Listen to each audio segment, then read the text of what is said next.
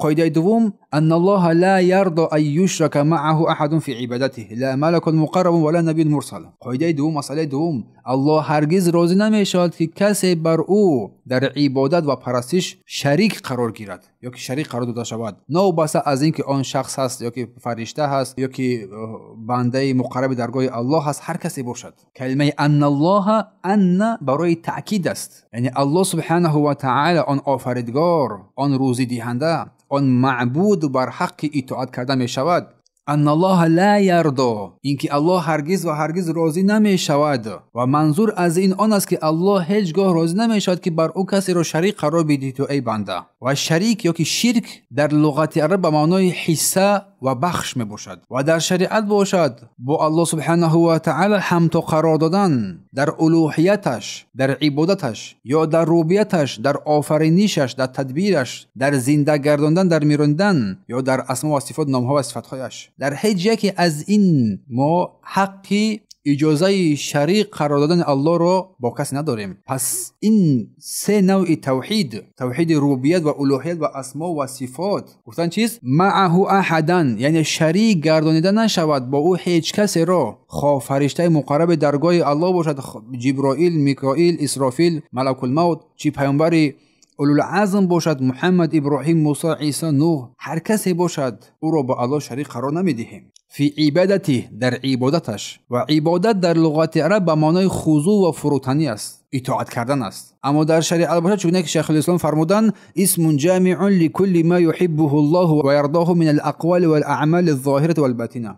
یک نام است که تمام کارهایی که الله آنها را دوست می‌دارد و پسندش است در بر میگیرد، خواه سخنان باشد، خواه عمل باشد، خواه ظاهر و خواه پنهان باشد. لا ملک مقرب در اینجا یعنی هیچ فرشته مقرب درگاه الله، ولا نبی مرسل و نه هیچ پیامبری که فرستاده شده است. الله میفرماید و ان المساجد لله فلا تدعوا مع الله احدا، اینکه مسجدها مخصوص الله هستند، پس با الله کسی را شریک قرار ندهید، با الله کسی را همراه نکنید، عبادت نکنید. سوره جن آیه 18. پس تمام مساجد از آن الله هستند، پس هیچ کس را با الله نخوانید، یعنی هیچ کس را با الله عبادت نکنید، هیچ کس را با الله شریک قرار ندهید، دعا و کمک یاری طلب مدد نکنید. مساجد در این آیه کریمه گفته است مسجدها، جمع مسجدها است و در تفسیر گفته می شود که مقصد جایهای عبادت هستند، هر جایی که از برای عبادت الله سبحانه و تعالی است باید تنها برای الله خالصانه از برای الله داده شود. و علما گفتند که مساجد، جمع مسجد، عضوهای سجده کننده، پیشانی، دستها، زانوها و طرف قدمها از برای الله سبحانه و تعالی باید اینا همیشه فرو خوانده شوند، رکوع سجده از برای الله کرده شود. و در حدیث آمده است که و ان هذا المسجد لا يصلح لشيء من ذلك، پیامبر گفتند که این مسجد برای چیزهای دیگر نیست، برای هیچ چیز صلاحیت ندارد. انما بني لذکر الله تعالی و للصلاه، بدرسته که این مسجدها از برای ذکر الله متعال و از برای نماز برپا شده‌اند. الله فرمود که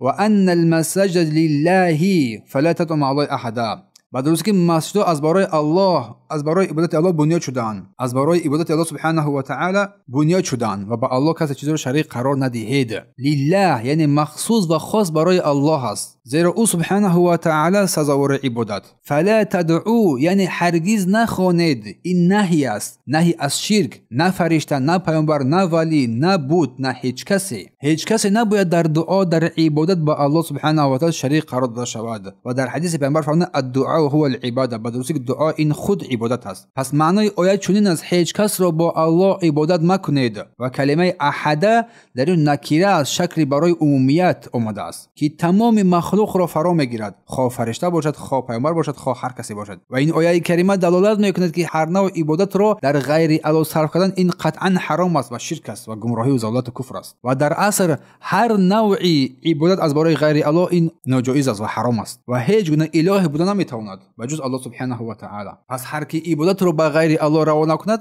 در شرک افتاده است، در یک گناه بزرگترین گناه افتاده است. پس تنها الله از برای عبادت انتخاب می شود، نه فرشته، نه پیامبر، نه ولی، هیچ کس سزاوار نیست. پس شرک آوردن گناه عظیم است و حرام است و او سبحانه و تعالی هرگز راضی نمی شود که در عبادت بر او کسی چیزی را تو شریک قرار بدهی. عبادت تنها با تمام انواعش از برای الله صرف شود، به مثل دعا، قربانی، محبت، توکل، ترس و غیره از نوعهای عبادت که است، تنها از برای الله سبحانه و تعالی باید صرف گردد. حتی بزرگترین از مخلوقات مثل جبرائیل که ملائکه مقرب درگاه الله است، مثل محمد صلی الله علیه و سلم که یکی از بزرگترین پیامبران اولوالعزم است، حق عبادت ندارند. آنها خود الله را عبادت میکنند. آنها خود عابد هستند نه معبود. پس صرف کردن عبادت به غیر الله این شرک است و محرمات است. یکی از محرمات غلیظ میگن شدید است. پس این اصل دوم با ما تاکید میکنه که تنها الله معبود است. تنها مورد احترام و بزرگداشت این الله هست که قرار میگیرد با محبت. بارک الله فیکم. این اصل دوم.